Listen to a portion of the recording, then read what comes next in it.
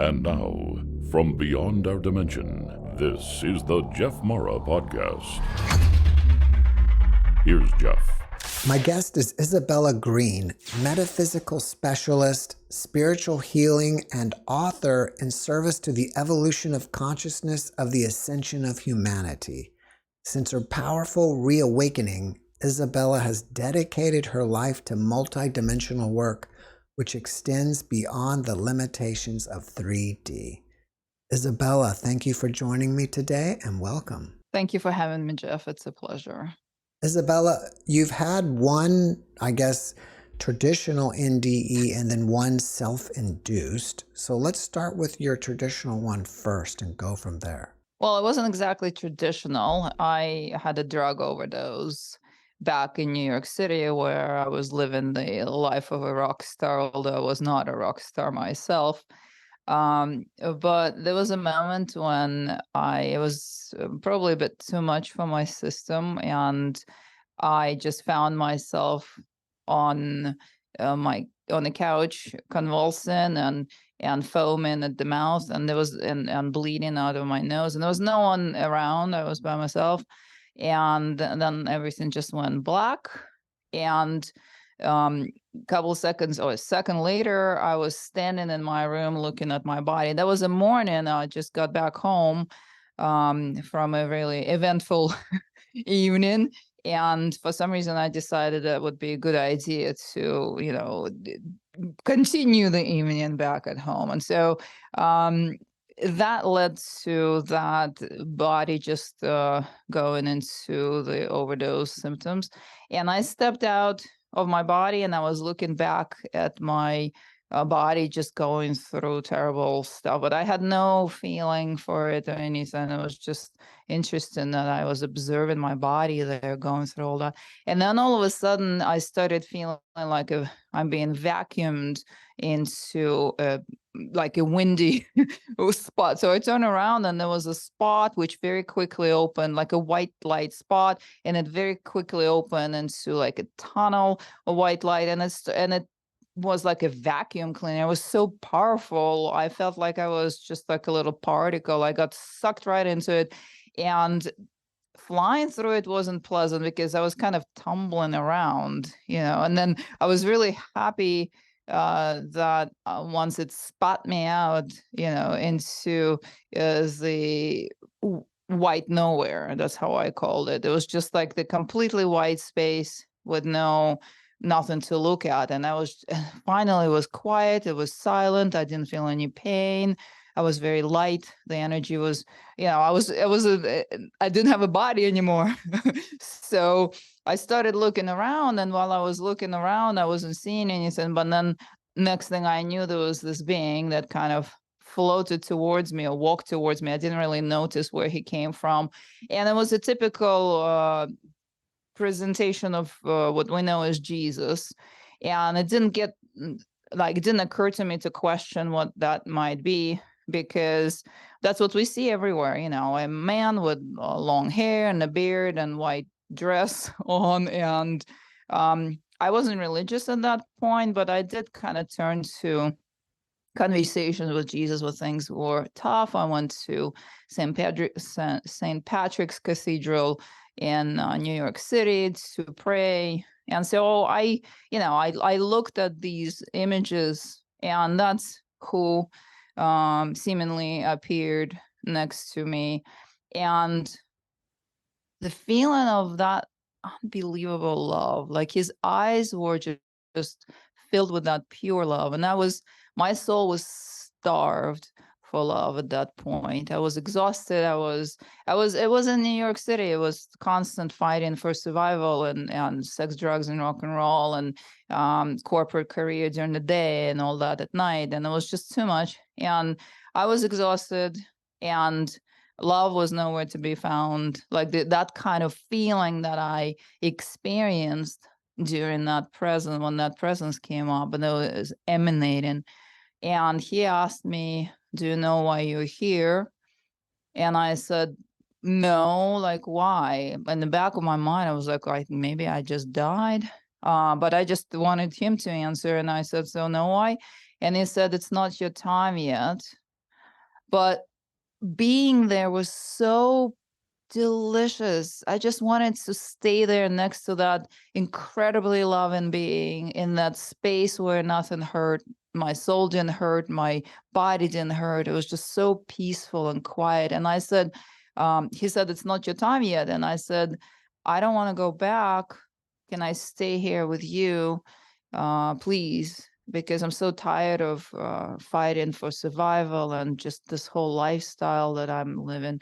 And he said, you are wasting your life. You have an offer. And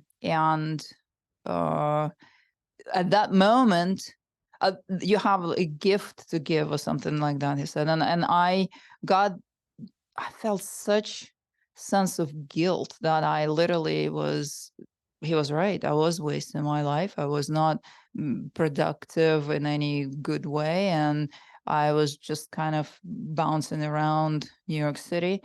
And I also felt that I wasn't worthy to be loved by that incredible, impeccable being that was looking at me like that. And I felt like he could see all the way to the bottom of my soul. And he said, you need to go back and do better. And at that point, and I was ready to do anything that being says because of that feeling and also my guilt. And so I said, okay. And literally everything just went black, just like that.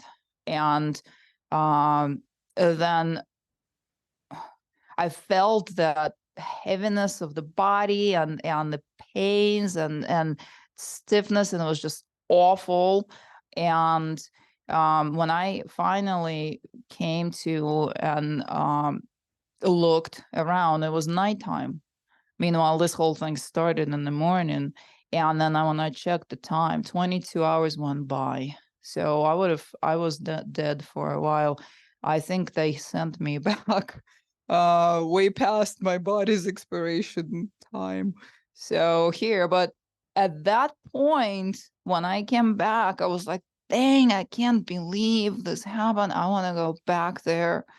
And I want to experience that state again, that lightness, that love, that ease, that grace of being, and none of the physicality and none of the pain of my soul or my body. I just want to address the elephant in the room because I'm sure I'm going to see some comments. But is it any way possible that this experience was a drug experience? I stood out.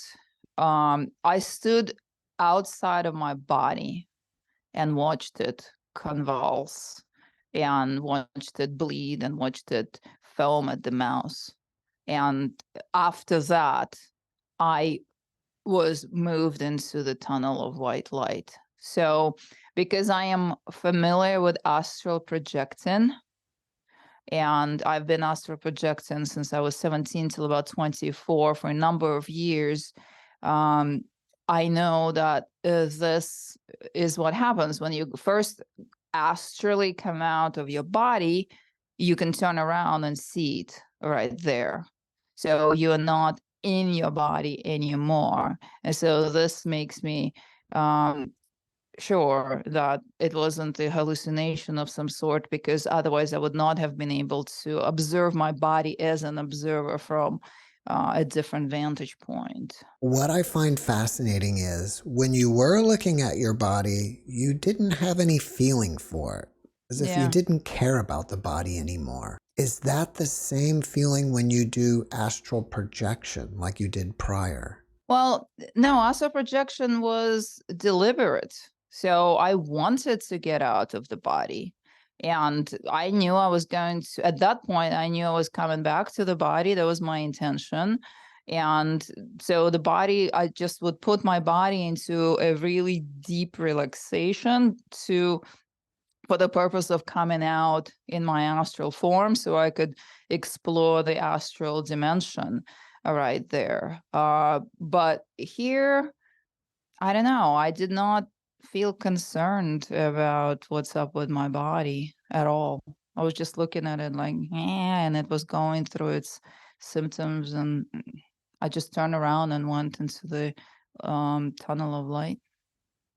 All right. Not a very strong identification with the body, I guess, since I learned how to get out of it since when I was 17 years old, probably. So after you came back, did you completely change your life? No. Mm-mm. Mm-mm. No, I did not. What I started doing was I started looking for the I started looking for that experience to happen again. I wanted to go back to the afterlife dimension. I wanted to check it out. I wanted to see what's going on there. I wanted to ideally see that being again. And so I just started asking around um, for assistance, and I started talking about that near-death experience. But I might know my lifestyle. Well, maybe I took like a couple of months off, but I went right back to my lifestyle afterwards, just the way it was before. Could you say that that experience was a new drug that you were looking for? Um, More like a curiosity, probably. I don't think that I was looking for anything new at that point. There was pretty much nothing new to look for anymore. But that was mm, a curiosity. I really wanted to just go there and feel that way again. All right, well, let's move forward in time to your induced NDE. That wasn't very far away. Probably within a year after this happened, I kept talking. I kept talking about it with people. So I kept discussing that I died, and my body was out for 22 hours, and I had this conversation with this being, and he told me to go back, and So when I was having this kind of conversation. Oh, and I was also saying that, you know what, I want to go back there. What does it take to go back there? And so I was having this conversation at a bar with a random stranger that happened to sit next to me. And all of a sudden he said, you know what, I have a way to induce it. Are you interested?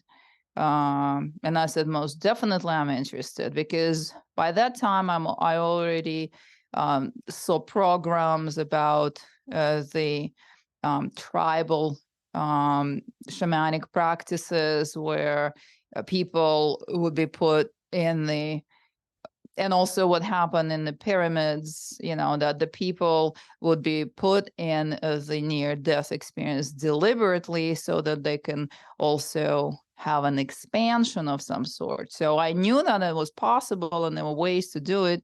I just didn't know how to do it or how to find that resource. And then all of a sudden that guy said, you know what, I can help you with that. And so I don't know if it was a very smart move, but I'm still around and nothing happened. But as far as to trust the complete stranger with this, but he said that he was a ketamine practitioner, ketamine therapy practitioner. So now we know about that, and there are clinics around the United States, and people go there for small doses. But he was aware of inducing the amount that would actually equal the person's experience in the near death. And or if you Google it, it says that that's like the high amount of ketamine will give you either an intense out of body or can be also qualified as the near death experience. And so that's exactly what we agreed upon. He told me how much it was going to be, where we're going to meet, and it was very clinical, so clinical for the clinical experience. So we arranged the time and the day and the cost, and so I showed up. He put me on like this large leather couch, like a therapist, and he said, just have an intention of where you want to go. And I said, I want to go in the afterlife dimension. I want to see what goes on there. I'm curious and stuff, and I want to have a near-death experience. He said, okay. And he said, don't be nervous, because whatever transpires, you'll be back in 10 minutes, like in human time. And I was like, okay. So that we moved on there, and it literally was that big kind of boom experience, and then the white tunnel, and then I'm in the rainbow dimension, which now I know is qualifying like heaven. So it was, the experience was very different. I wasn't in the white nowhere anymore. I was in a realm which had a lot of texture to it. It was texture, although transparency at the same time. So let's just say non-physical texture, color, kind of like the rainbowy color, and the beings. And all the beings around there were looking just like that Jesus apparition that I saw. And I now know it wasn't Jesus at all, because first of all, if we think about it, Jesus was a man from the Middle East, and the one that I encountered in the white nowhere had light color hair and blue eyes, like the way they depict that in pictures nowadays. So, and these kind of beings, mostly in threes, were accompanying, kind of shepherding around the transparent other souls that looked like human beings. They were completely confused and out, because I was thinking, oh, they probably just died, that's why. But the feeling of, like, you get the music of the spheres, you literally feel it from all directions. It feels incredible. You get the feeling of that incredible love from all around, and then you also are observing these holy beings, or at least, if you don't know any better, that's what you think, angelic like or ascended master like beings. They didn't bother me. They didn't pay any mind to me, because I guess technically I wasn't dead yet. I was just peeking in.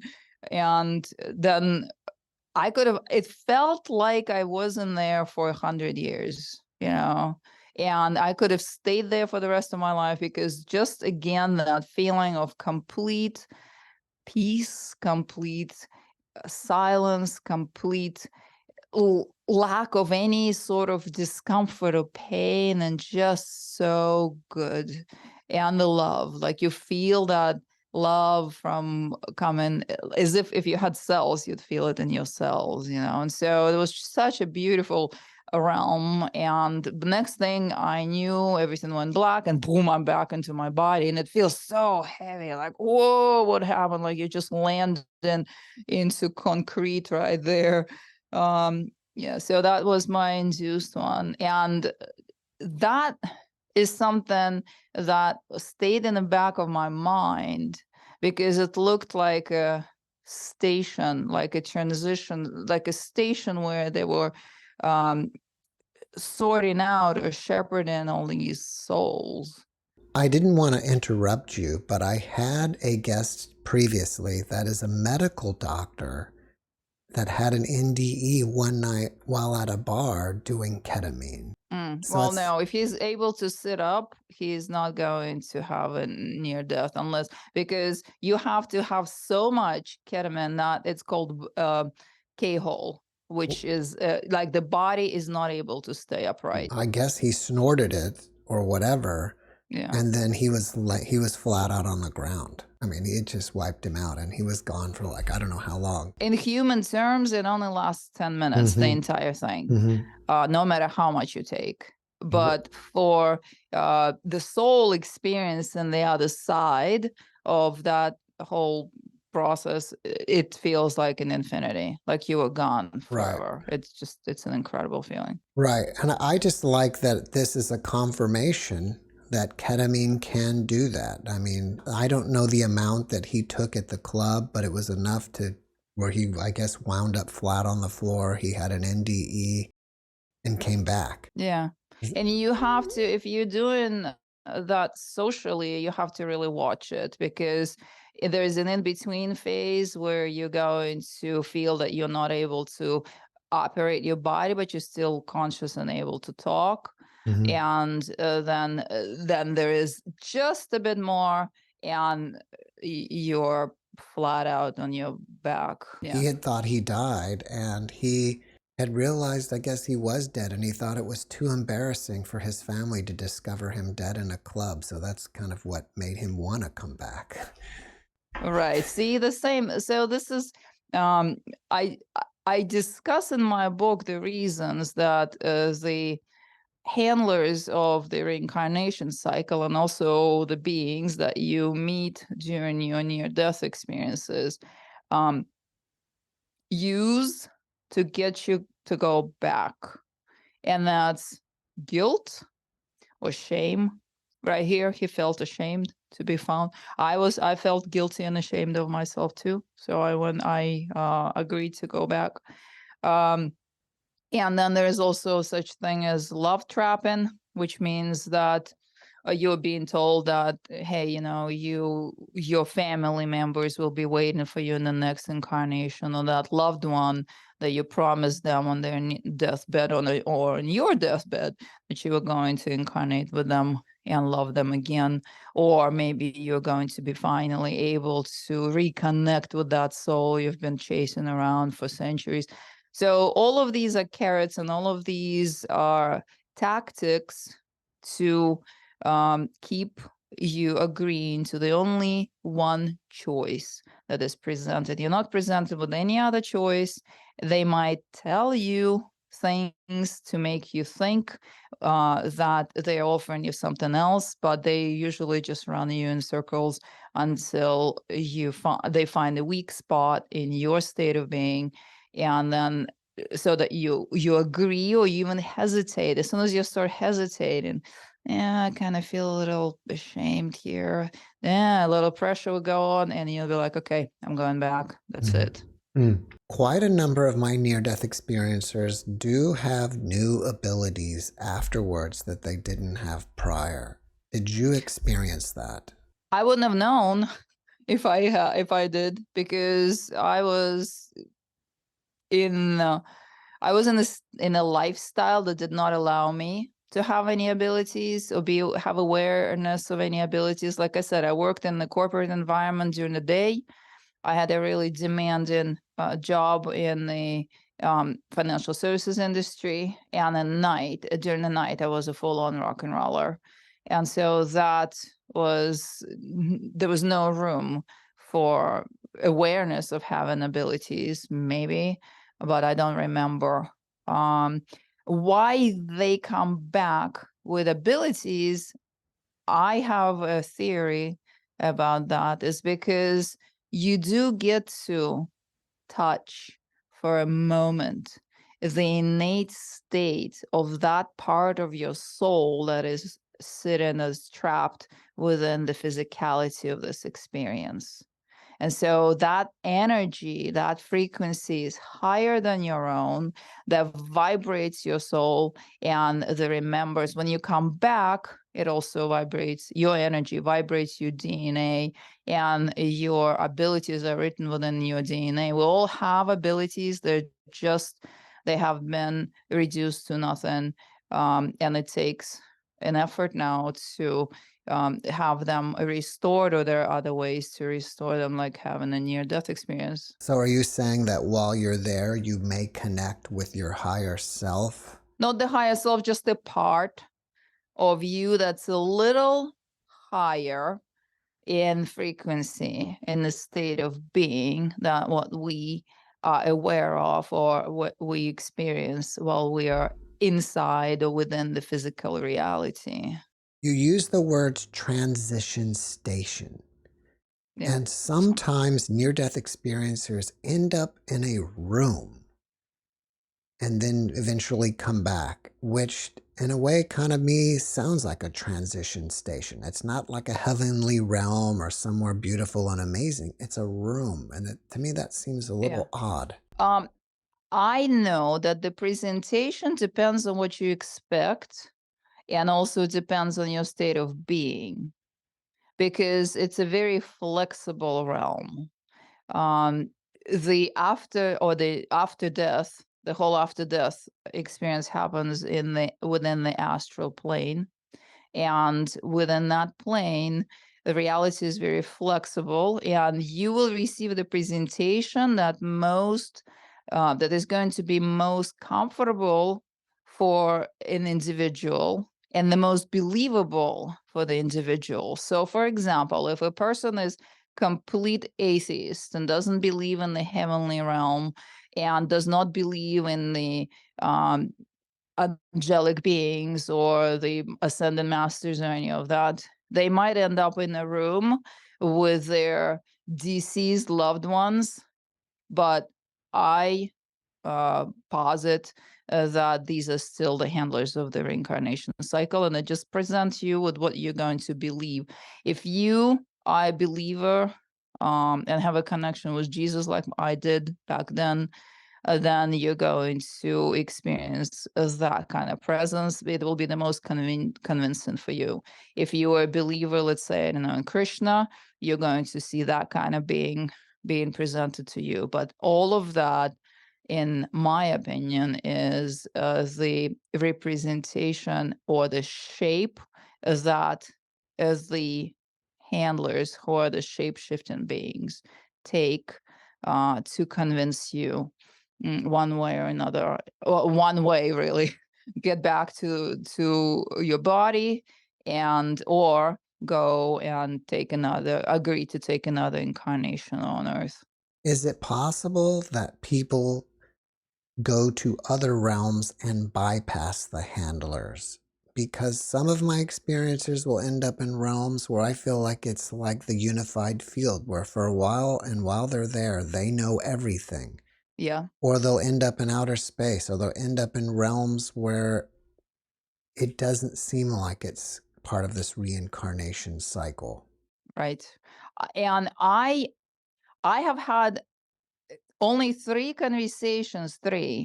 with people, and I've talked to a lot of people about their near-death experiences lately since I published the book, but there were three that went into what's called a void, like this space where you know everything, and it's either the dark space or it could be experienced as a cosmic space, and they completely bypass the whole afterlife dimension. My big question right now is why that happens with so few, but it still happens. One gentleman, I was on Coast to Coast AM recently, and he called in and he said that he was terrified of that black space, absolutely terrified. The other two that I talked to said that it felt like home, like the most heavenly state of being, and that they want to go there, back there, and stay there forever. I travel there pretty much every night through my Kriya yoga practices that I do in the middle of the night, mid-sleep around 3:34 in the morning. I deliberately go into that state. I believe in Hindu scriptures that's called the state of samadhi. But once you go there, and it's not a place, it's a state of being, and you can hop out of your body and go into that state, and that's the primordial field that creates and sustains worlds. And if you have any questions, you come back knowing the answers. And so it is a different alternative. And so my suggestion to those who don't want to be recycled on Earth any longer, and those who do, please, by all means, right? But those who don't, is to teach themselves to learn how to how to operate your spirit form so that you can bypass the astral plane and go straight into that realm that is completely black, but everything is present there, and you're conscious but not as a human being. So it's an absolutely incredible state. Of course, for the gentleman I just mentioned who was terrified of that state, it's not the place to go, so don't do it. But for those who truly are able to connect on that level, the highest consciousness of source, that's definitely the place. It's incredible. It's an incredible state. We talk about that place a lot, and or I guess collectively, we call it the black void. Yep. Do you feel like that's like a jumping or a jumpstart place of creation? Like once you wind up there and you figure it out, then you can go from there to wherever you want. Yes, yes, yes. I love this question because I wrote that in my book too, and I've experienced that through my own meditative experiences. So I do the really intense breath work that awakens my Kundalini energy, and I come out of the top of my head. And I'm gone. So I don't really know what my body is doing, but I go straight into the void first just to enjoy that. But the void is the fabric of everything. And so if you haven't even the slightest notion before you go, because when you're there, you're not going to be thinking, you're going to be the consciousness of everything. But before you go, before you launch out of body, have an intention where you want to explore from that space, and you literally will be there instantly. The difference between the astral projection and quantum travel, I call hopping into the void and then somewhere else, teleporting somewhere else instantly. I call that quantum travel because it literally is at the speed of thought. So the difference between astral projecting and quantum travel is the speed, how fast you get there. And when you are teleporting yourself to a location, planet, realm, anywhere away from the 4.9, from 3.1 to 4.9 frequency density that's around Earth plane, the astral dimension. Anywhere from that, it's instant. When you are in the state of samadhi, on the state of the void, you are the consciousness of source, and that creates everything. And if you're curious, you can go anywhere you like from that. I love that. I love that. And I love your questions. Thank you very much. You're welcome. I got to remember where I wanted to go next. Now, what was the name of that type of yoga you practiced again at 3 in the morning? Originally, I learned that practice as Tantric Kriya Kundalini Pranayama. But I just recently, through one of the interviews, discovered that it's the type of yoga that is more the yoga for the mind than the body, mind and spirit, and self-actualization. And that's called Kriya Yoga. And that's what the masters, the true yogic masters like Babaji, it's called the true gift to humanity from Babaji. And then the masters that followed his teachings, they practiced that. I literally had no idea that I'm practicing the same thing until about a week ago when I had an interview and the host asked me that question. And so since then I've done the research, and wow, it's incredible. Yeah. So So, Kriya Yoga. do you spell that Kriya? IY. Mhm. Kriya Yoga. Okay.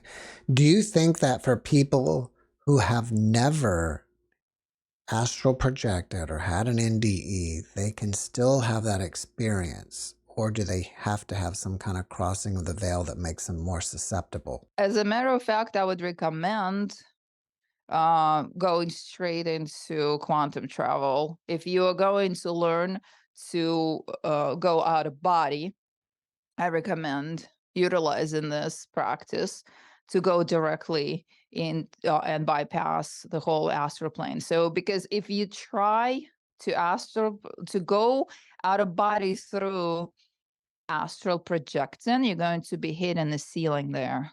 There is a very tangible layer that holds you from getting out of that.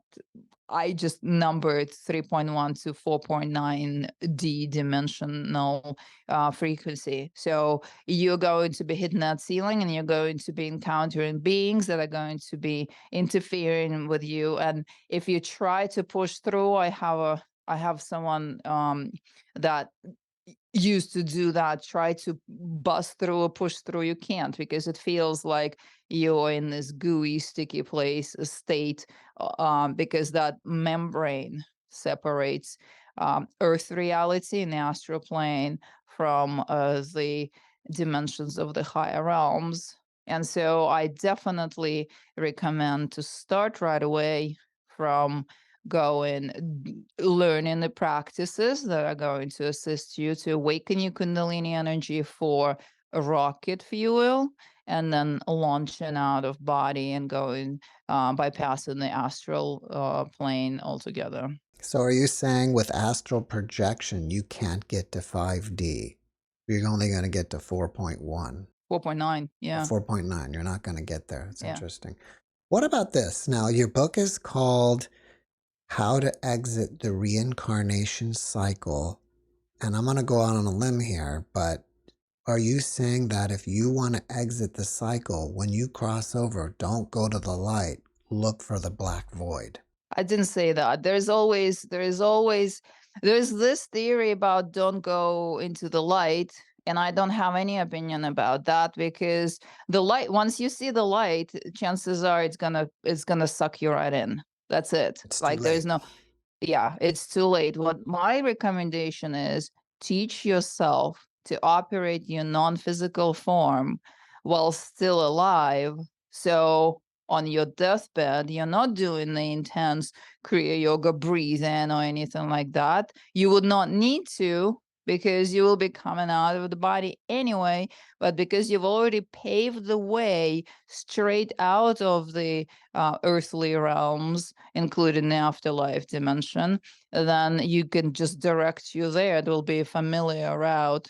And also, the bonus here is that when you do that while you're still alive, you get a chance to explore other worlds and figure out, maybe you want to personify yourself or take a shape, even if it's a non-physical light body, or if it's physicalized to a certain degree, lightly maybe. And you can explore these dimensions and these worlds and these possibilities while you're still alive, and then direct yourself there if you don't like to just go straight into the void and become reunite with the energy of everything. It is an incredible state, though. Everyone who's been there would say the same thing. Is that right? Is that what you're the people you're talking to are saying, that it's the most incredible state of being?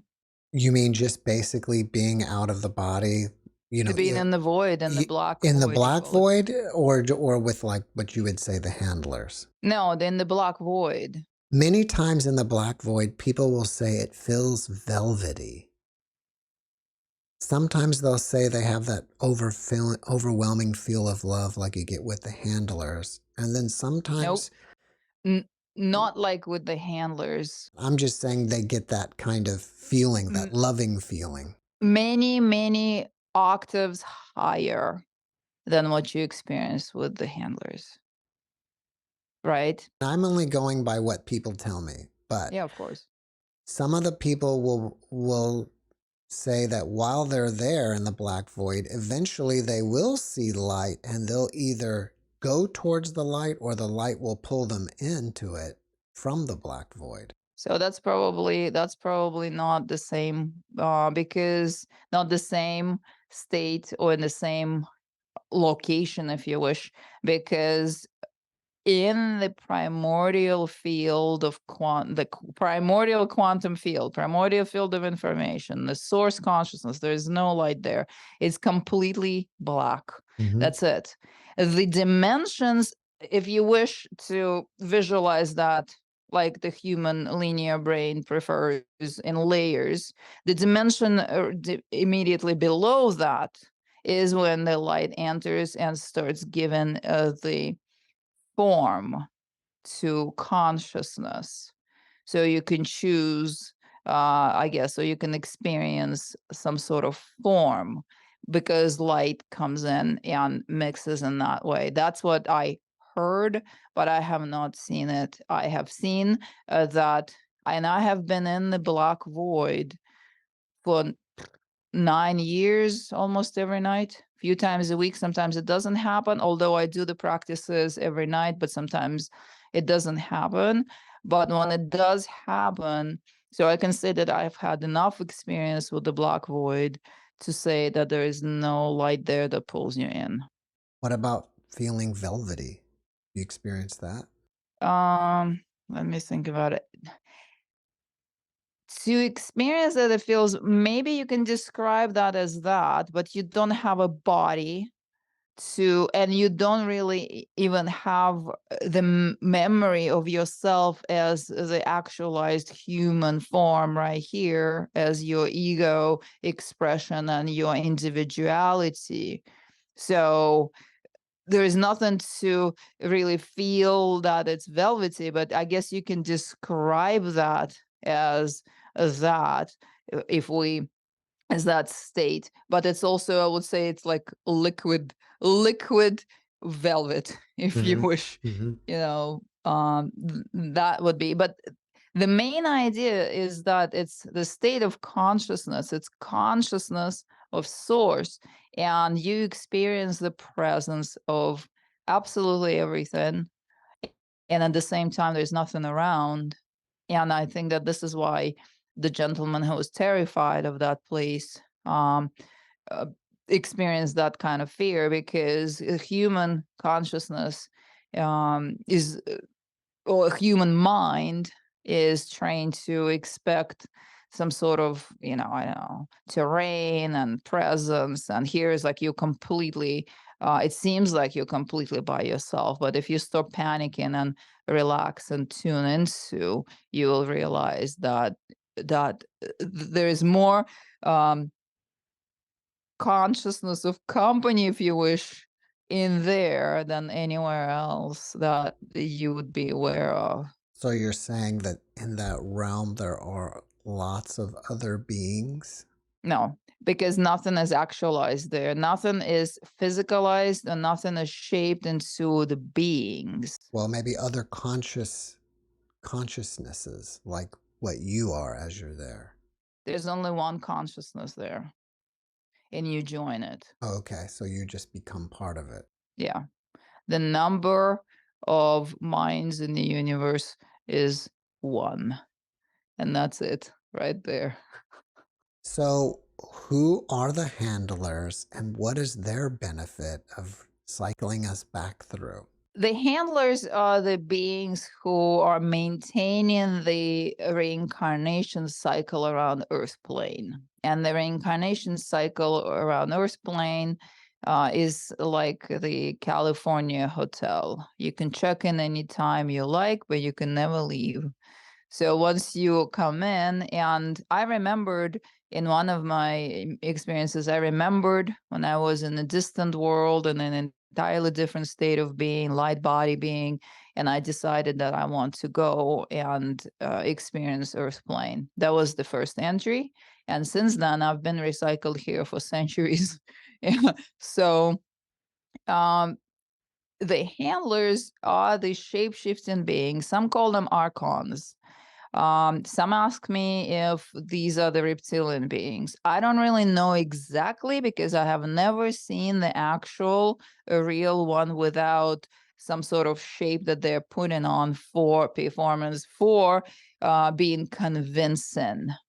And so there is a very good example of that in the Star Trek Voyager episode where Jane is being resuscitated, and she is being, at the same time, while her body is being resuscitated by her team, she's having a conversation with a being that looks just like her father. And at the beginning, she thinks it's her father, but then she figures out it is not her father from the way he's talking to her. So that was depicted already way back when.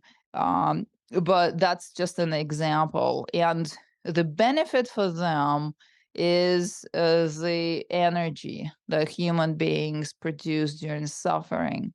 I'm starting to hear now that Robert Monroe said that it's also the same energy that we produce during love experiences.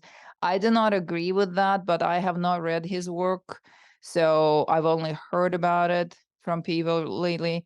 So I would not be able to present a good argument here, but I know that the energy of suffering is definitely something that is called loosh, and he coined that term. I also just recently found out, but that's the energy that human beings, vital life force that human beings emit when in suffering of all gradations, when in lower denomination emotions, and that is the energy that is being farmed, or that's the energy that is sustaining the handlers of the reincarnation cycle. And so they send us back to suffer more, basically is the idea. Well, there's got to be other beings out in the universe that knows what's going on, as well as the population of the Earth is getting bigger and bigger. So maybe more and more spirits are getting trapped here. If you agree with that, do you think that eventually some other beings are going to come and set us all free? I think we're going to set ourselves free because there is a non-interference agreement with the beings of the higher consciousness. And so I don't think anyone of the higher consciousness is going to come in and rescue us. We're not here to sit and wait for a rescuer.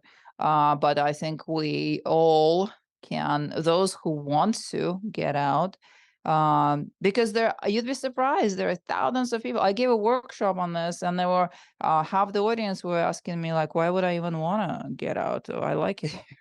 Earth is home. Sure, so then you stay. So it's a choice. First of all, you're presented with a choice and you're making the choice to go back. So there's non-interference, no beings are going to come in and interfere with the choice that you made, even though the choice was made under the pressure of the handlers of the cycle. But I think those who are aware, and there are more and more people who are becoming aware of this whole entrapment mechanism, those who want to get out, they can make an effort throughout while they're alive, follow recommendations. And I have a whole chapter on recommendations in my book, and then prepare themselves to get out. So I think it's, unfortunately, I believe that it's up to us to decide, and each soul has the right to exercise their freedom of choice. As for getting out, Let's if they say want to. let's say that someone is in a terrible accident and their body is beyond repair. Yeah.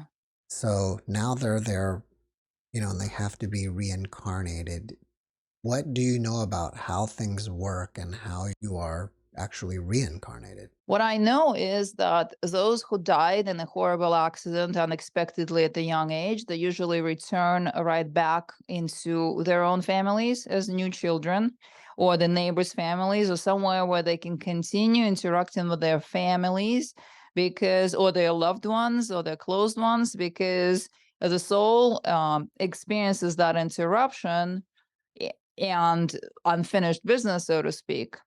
I do past life readings, and I do advanced spiritual healing work where I talk to spirits and I talk to discarnate spirits as well. And so I have learned through my experience that those who died in accidents or very early age, kind of prematurely, so to speak, right?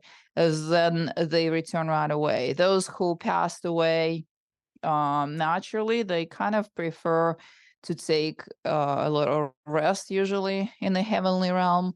And usually that's on average somewhere between 3 and 5 years in human terms, and the person is back in the reincarnation cycle. For the soul within the heavenly realm, it feels like maybe a short walk in the heavenly park, and then they're back.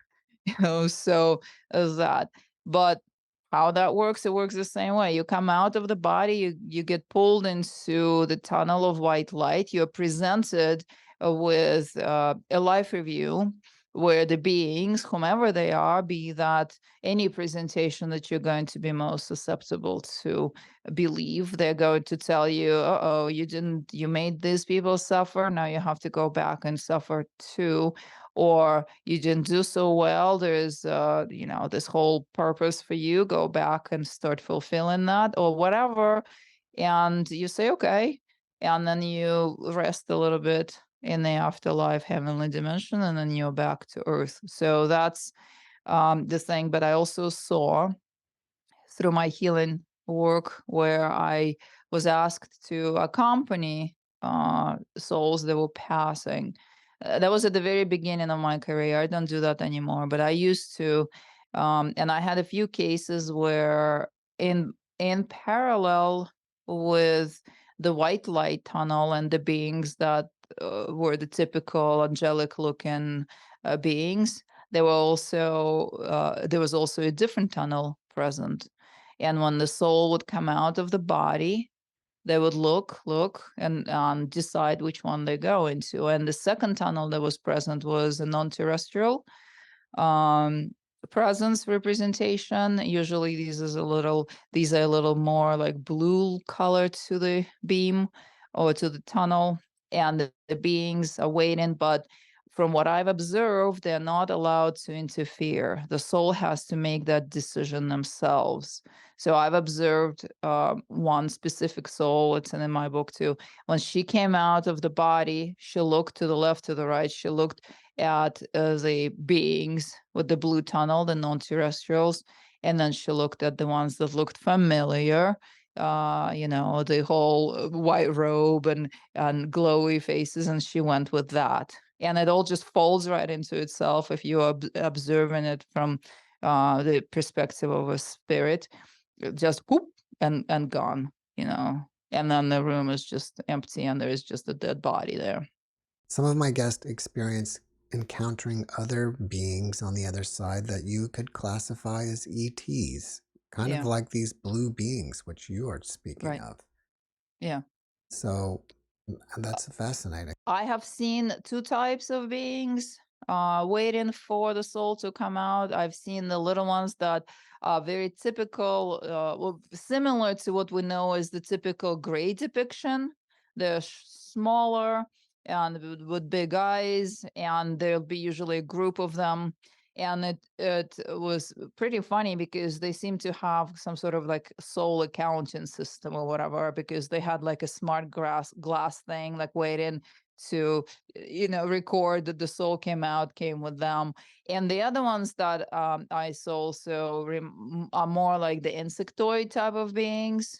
They're tall and very slim, and they usually would have robes on to cover their bodies, but you can see that the hands are not like a human hands and stuff, um, because there are other planets that are on the same level of consciousness development as Earth plane.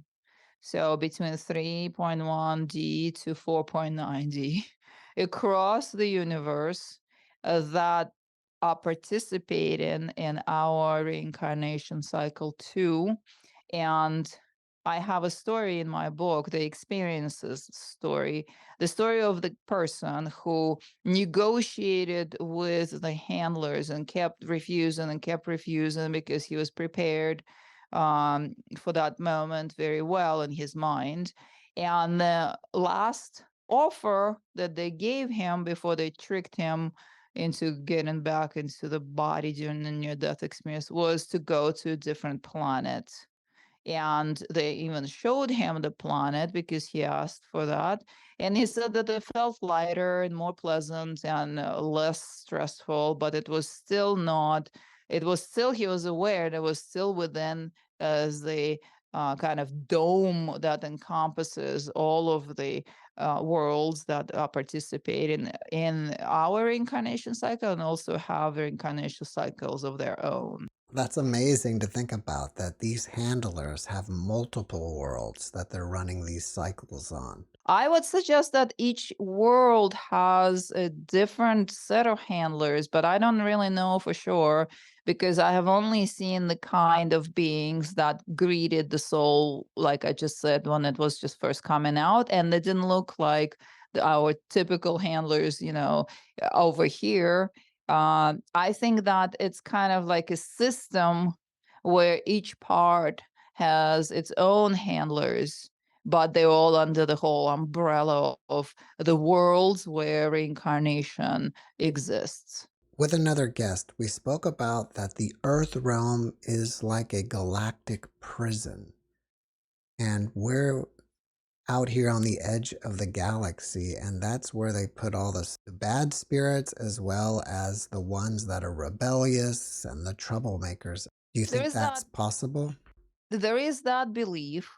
And I remember that I read that in the interview with an alien, I think that was called, like something that was was transcribed from the being at Area 51, something like that. But it's been years since I read that. The Earth is a prison planet and stuff. I don't know. I know that I was a decent enough light being on the red planet. We were all non-physical. It was a very peaceful and pleasant environment, and we were far, far away from Earth, and this whole reality, this whole situation. And we experienced the distress call, where Earth plane, or maybe the beings here, or those who were already trapped, were asking for higher consciousness help. And as you just said, right, we were all sitting here waiting for the savior to show up. So maybe that was the idea. And I had a feeling like, well, yeah, why don't I go and maybe experience something different, and then also help that world in distress. And it felt it the second I decided that I want to go, I started dropping into more and more density. So it felt like first I was like air, red color, air. And then it turned into more like water, and then mud, and then I was inside the physical body, and I was like, oh, rocks, so it was there. Um, so there are, and also now with the new children on the planet, there are a lot of children that are coming, and they're newbies on the planet. They're the new souls. And so maybe we are at the point where human beings can reach the level of consciousness to figure all these things out for themselves, and those who want to get out can. Besides practicing Kriya Yoga, what are Yeah. some other tips that you can give us to be able to exit the reincarnation cycle? Definitely the inner healing work is very important, but the number one thing is to know that you can. You have the choice as a soul. When you're presented with only one choice, remember that there is a different choice, and you can stand your ground to persist on that choice. That's in case you already are in negotiation with the handlers. So stand your ground, but do the healing work. Uh, do your homework before you pass, so that you release the condition of unworthiness that very much goes hand in hand, or is something that's utilized as a tactic. You feel unworthy, you feel not good enough, they go right there.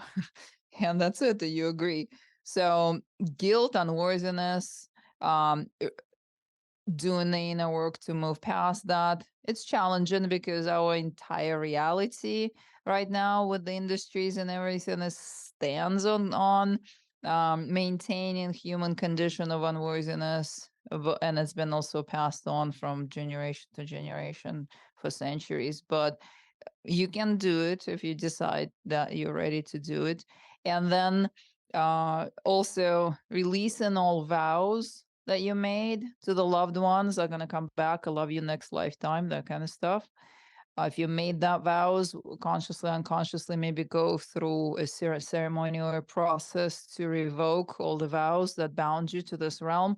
And then also releasing all agreements that you made with your own soul to come in here. And there might have been multiple worlds where you made this kind of agreement. So just do like an umbrella process to release all of these contracts you made with yourself, with your higher self, with whatever, just all contracts that bound you to Earth. And then also know your choices once you are facing the handlers.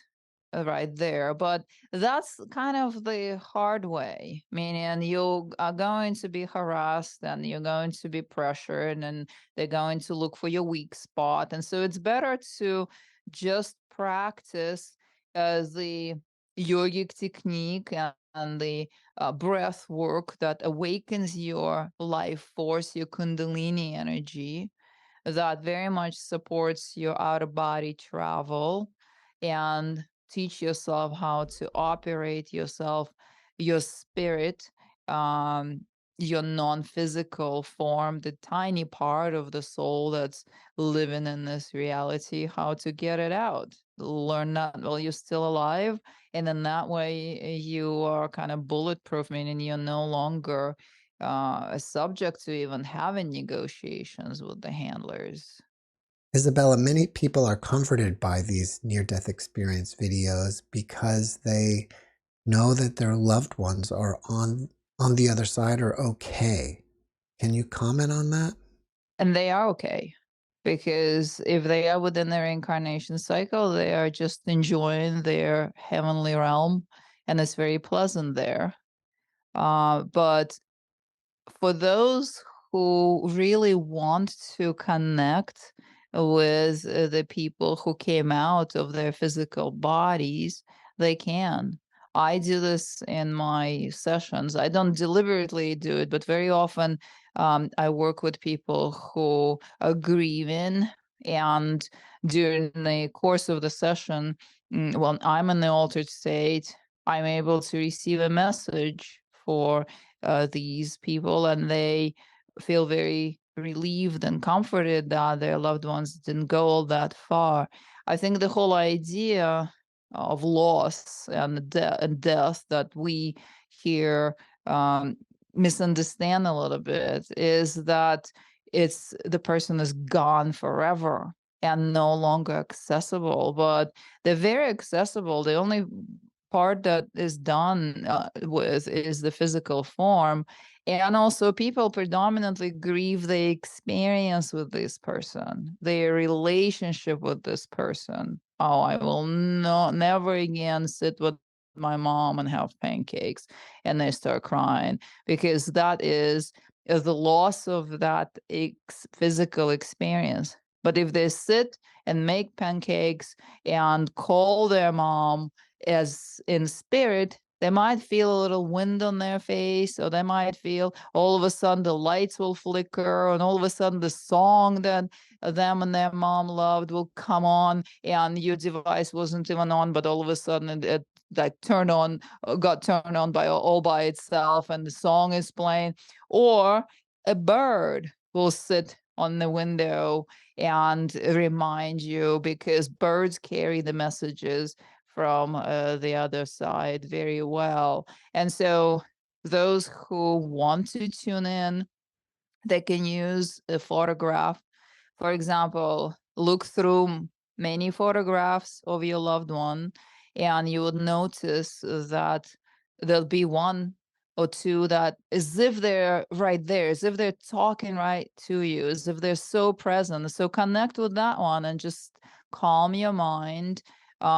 It's helpful if the person is not in such hard uh, decapacitating pain that they cannot feel anything, because it's not going to usually come as a voice. It's usually going to come like a telepathic transmission and a feeling.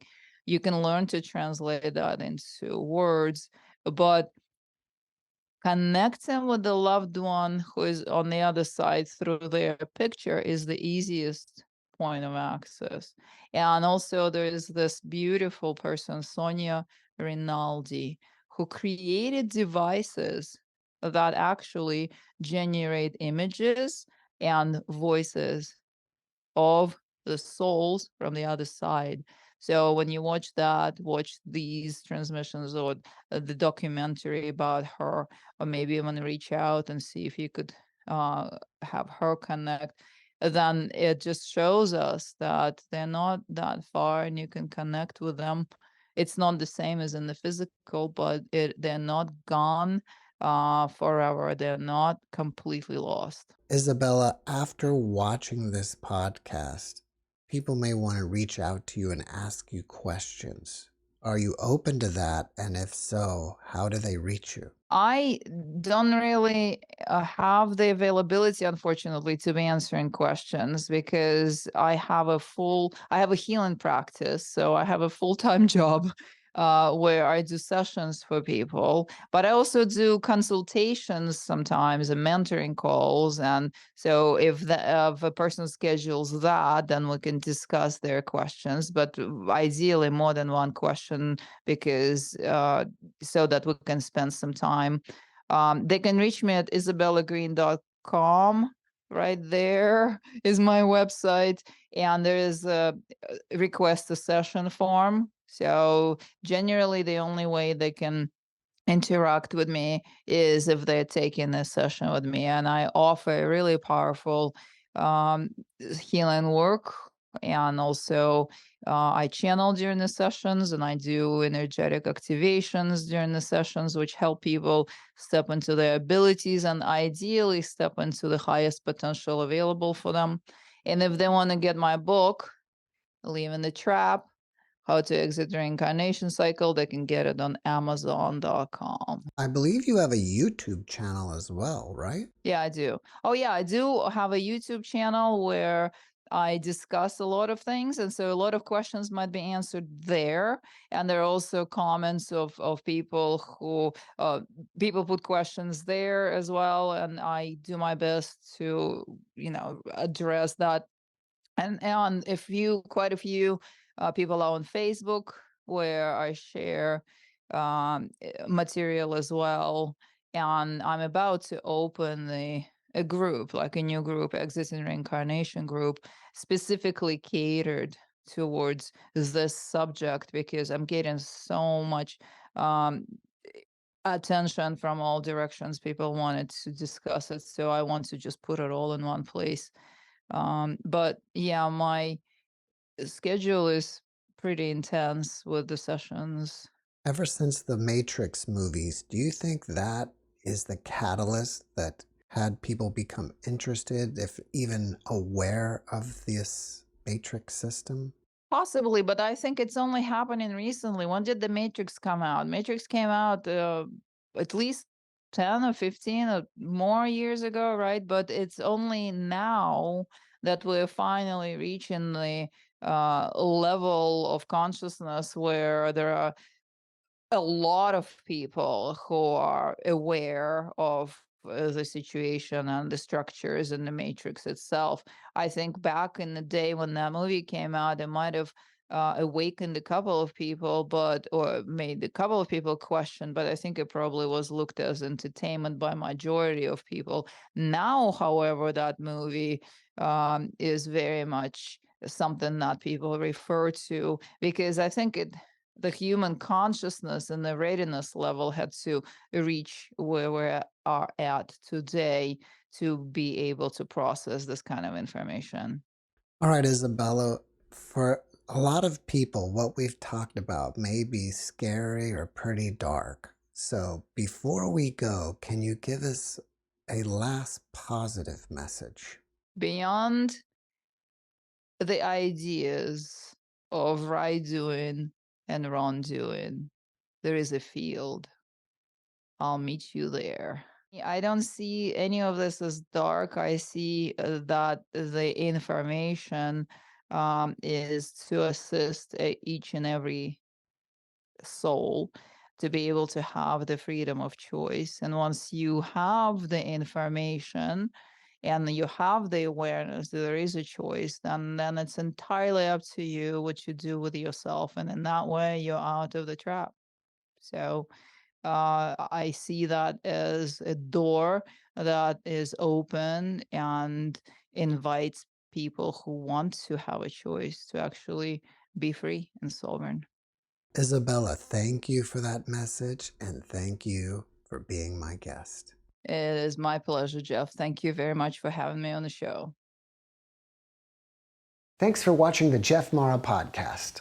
I really appreciate you. Another way to show support is through YouTube memberships. And if you do, there are loyalty badges and other perks depending on your level of membership. All you need to do is click the join button underneath the video to find out more. Thank you for your support.